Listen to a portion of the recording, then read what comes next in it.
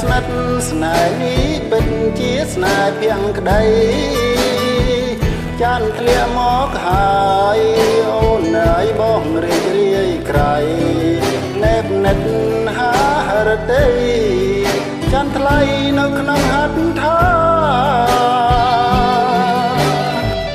បើច័ន្ទព្រមចាំមេឃហើយ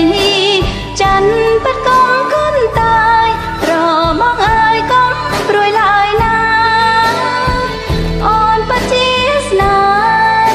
ហ៍បងស្មើនឹងសង្ខារទោះជា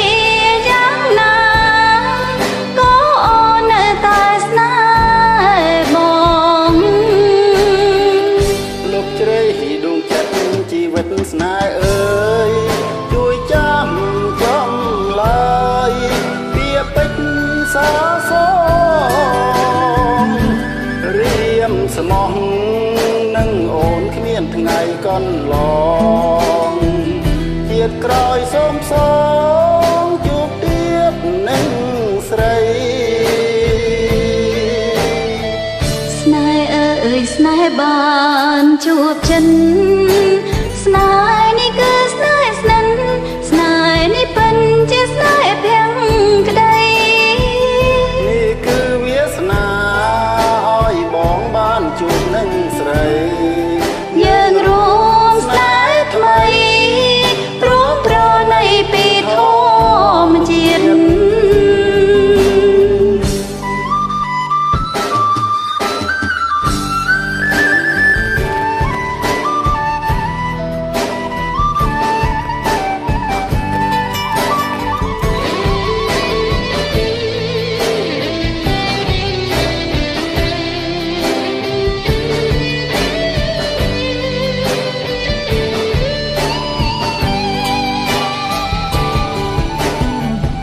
លុបជ្រៃដួងចិត្តជីវិតស្នេហ៍អើ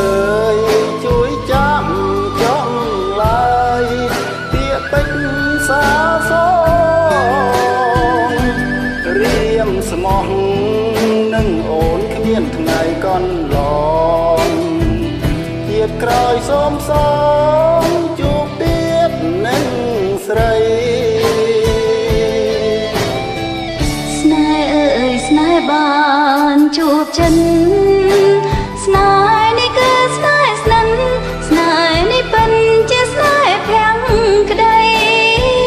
នេះគឺវាសនាឲ្យបងបានជួបនឹងស្រី